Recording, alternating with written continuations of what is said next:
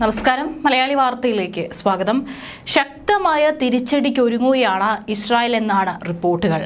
കുട്ടികളുടെ അടക്കം മൃതദേഹങ്ങൾ അതിക്രൂരമായിട്ടാണ് ഹമാസ് വധിച്ചിരിക്കുന്നത് എന്നുള്ളതിന്റെ തെളിവാണ്. കഴിഞ്ഞ ദിവസങ്ങളിലെല്ലാം തന്നെ ബന്ദികളെ കൈമാറ്റം ചെയ്യുമ്പോൾ വലിയ രോഷമായിരുന്നു ഇസ്രായേലിന്റെ ഭാഗത്ത് നിന്ന് ഉയരുന്നുണ്ടായിരുന്നത്. പക്ഷേ ഇതുവരെയായിട്ട് ഹമാസ് ഇതിനോട് പ്രതികരിച്ചിട്ടില്ല.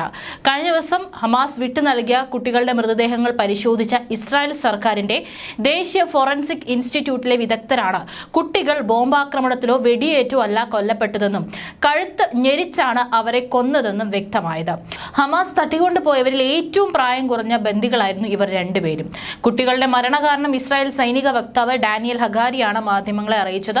ഇസ്രായേലിലെ ഇവരുടെ വീട് ആക്രമിച്ച ഹമാസ് ഭീകരർ കുട്ടികളുടെ അച്ഛൻ യാർദേനെയും അമ്മ ഷിരിയെയും കുട്ടികൾക്കൊപ്പം തട്ടിക്കൊണ്ടുപോയിരുന്നു. യാർദേനെ ഈയിടെ മോചിപ്പിച്ചിരുന്നു. കുട്ടികളുടെ അമ്മയായ ഷിരിയെയും കൊല്ലപ്പെട്ടു എന്ന് അറിയിച്ച ഹമാസ് എന്നാൽ കഴിഞ്ഞ ദിവസം ഇസ്രായേലിൽ കൈമാറിയ മൃതദേഹം ഷിറിയുടേതല്ലെന്ന പരിശോധനയിൽ വ്യക്തമായിരുന്നു. കുട്ടികളുടെ മൃതദേഹങ്ങൾ തിരിച്ചറിഞ്ഞിട്ടുണ്ട്. ഷിരി ബിബാസിന്റെ മൃതദേഹം ഒടുവിൽ ഹമാസ് കൈമാറിയതായി റിപ്പോർട്ടുകളും പുറത്തു വന്നിരുന്നു. ആശയക്കുഴപ്പങ്ങൾക്കൊടുവിൽ ഷിരിയുടെ യഥാർത്ഥ മൃതദേഹം റെഡ് ക്രോസിന് കൈമാറിയെന്നാണ് റിപ്പോർട്ട്. മൃതദേഹം പരിശോധിച്ചുറപ്പിക്കാനുള്ള നടപടികൾ ഇസ്രായേൽ ആരംഭിച്ചു. നേരത്തെ കൈമാറിയ 4 മൃതദേഹങ്ങളിൽ ഷിരിയുടേതില്ലായിരുന്നുവെന്ന് ഇസ്രായേൽ അറിയിച്ചിരുന്നു. പകരം ഒരു അജ്ഞാത മൃതദേഹമാണ് ലഭിച്ചത്. ഇത് പരിശോധിക്കുമെന്നാണ് അറിയിച്ച ഹമാസ് പിന്നീടാണ് യഥാർത്ഥ മൃതദേഹം കൈമാറിയത്. എന്നാൽ ഹമാസിന്റെ തടവിലിരിക്കെ ഇസ്രായേൽ നടത്തിയ ആക്രമണത്തിലാണ് ഷിരി മരിച്ചത് എന്ന ആരോപണത്തെ ചൊല്ലി തർക്കം തുടരുകയാണ്.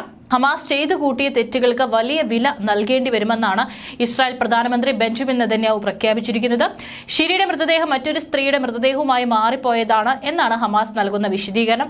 അതേസമയം തങ്ങളുടെ പ്രിയപ്പെട്ടവരുടെ ജീവൻ രക്ഷിക്കുന്ന കാര്യത്തിൽ ഇസ്രായേൽ സർക്കാർ പരാജയപ്പെട്ടതായി ബിബാസ് കുടുംബം ആരോപിച്ചു. ഷിറിക്ക് എന്ത് സംഭവിച്ചു എന്ന് തങ്ങളെ അറിയിക്കേണ്ട കടമ സർക്കാരിനുണ്ടെന്നാണ് അവർ ചൂണ്ടിക്കാട്ടുന്നത്. ഷിറിയുടെ മൃതദേഹം എന്ന പേരിൽ ഹമാസ് അയച്ചത് ആരുടെ മൃതദേഹമാണെന്ന് ഹമാസ് ഇനിയും വ്യക്തമാക്കിയിട്ടില്ല. ഐക്യരാഷ്ട്രസഭയിലെ ഇസ്രായേൽ അംബാസഡറും ഷിറിയുടെ മൃതദേഹവുമായി ബന്ധപ്പെട്ട വിവാദത്തിൽ ശക്തമായ പ്രതിഷേധം അറിയിച്ചിട്ടുണ്ട്.